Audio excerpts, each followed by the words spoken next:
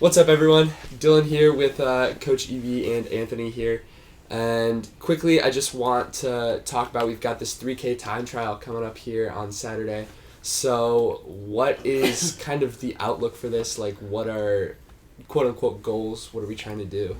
Yeah, well, hot take, it might not be a 3K. Again, It might not. Just I don't know. about this. I'm still. I got to see what cards I've been dealt here, Uh-huh. and so it might be a 2K. Could be a 2K. That's fine. So we'll That's fine by see. me. We'll see. Could be a 3K. It might be a 2K. The goal of it, this time of year is always kind of hard because if you think back to summer training, we would be in week 3 or 4 of summer training, and if we were to ask you to run a time trial essentially 2 to 3 weeks into your summer training, you'd be like, dude, what the heck? Like, I literally just did 2 workouts. Why are you having me do this type of thing? And so there's a couple reasons for this.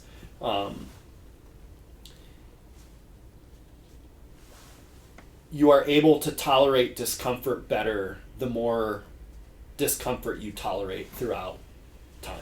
Mm-hmm. And so they have done pain tolerance studies with elite level swimmers, and they're able to tolerate more pain at the end of their season versus their base training phase in their off season. And you could probably say that for just about everybody. And so that is why we race a little bit more than other teams, is I think you get better at racing with racing. Mm-hmm.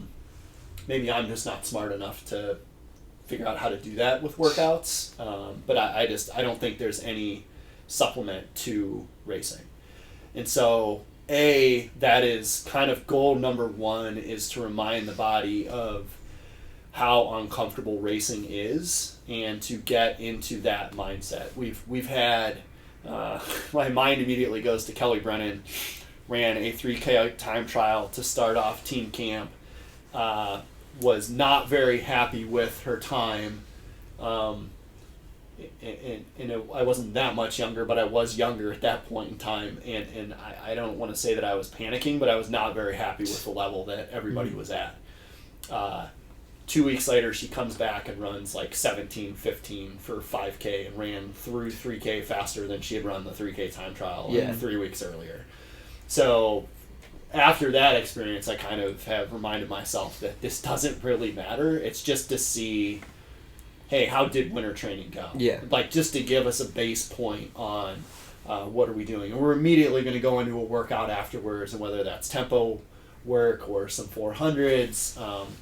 And usually the 400s look better than the time trial and all of those types of things. And so, really just to kind of dip our toe into the water a little bit, see where we're at, give us a starting point, remind us what it's like to feel that discomfort. And then the next week we have the alumni meet, right? And there's a little bit more on the line with that because we divide into the brown and gold team, and you're trying to actually race for team points and all that kind of stuff. So we up the ante just a notch or two, right, with that. And the hope is that because we ran this time trial that's coming up this week, that the next week one goes a little bit better, and you kind of remind yourself, and we're starting to get some more workouts under our belt, since that stuff takes a little bit longer for workouts to start kicking in. Really this week, the first workout we did coming back from winter break for most people is the workout that's going to be kicking in. And so, and there's nothing to stack on top below that, right? It's all just foundational. Like, we're just getting back into it. And then the week after that is our first meet. And honestly, it usually takes us until, after the Dr. T meet, the week after that. So that Ashland meet is really when we start to see the fruits of our labors, and things start to come together a little bit. And then the crazy thing is we're pretty much halfway through the season, the indoor season at that point. So we kind of gotta roll with it. And so I just feel like, the sooner that we can get started and have some hard efforts, the better off we're going to be. B, let's see where we're at. Some people are coming off of injury, some people are coming off of mono, some people are coming off of being sick, whatever. it happens to be. We just need a starting point. And then let's just get a hard effort and get some extra work in after that. And so it's really just a glorified workout, not a ton of pressure on it because of the timing of the year. But it's just, once again, to kind of dip our toe in the water a little bit. And just get that experience in. And, Yep. As you always say, stacking bricks. Yeah, stacking bricks. Just get a foundation in. Yeah. As we talked about literally in the last episode, starting somewhere, and keeping consistent and building off that. So I think that's great. And I think it's a good way to, hopefully some people did some soul searching and researching and reading over break and got a little bit better at their mental game, and they can start to test some stuff out, because once again, you can test everything you want out during a workout, but you have rest, and you can gather yourself during that rest. There is no rest during a race. Like, if things start to go south and you don't have a good mental game plan set up, then we need to start talking about that sooner rather than later. And hopefully you have some things that you've thought of, I'm going to try this. Well, it's better to try it in the time trial than it is at the alumni meet, which it is better than trying it at the first meet, which is better than trying it for the first time at the conference meet, right? Yep. And so starting into that routine, I try to talk about honing the routine and finding the routine and making the routine. So it gives us a chance to kind of start into that a little bit too.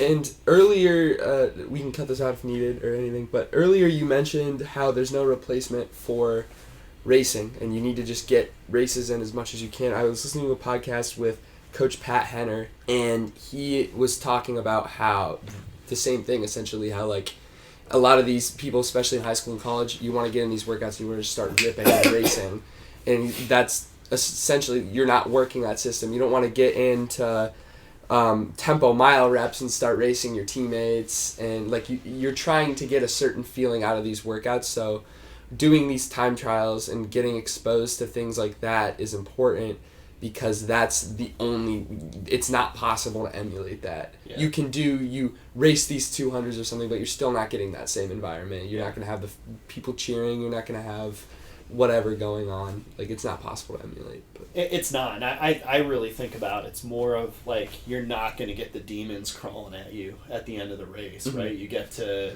the halfway point of the race, and where's your head at, and are you listening to yourself or are you talking to yourself? And if you're listening to yourself, it's probably negative, and negative is correct 100% of the time, right? It's always going to be negative.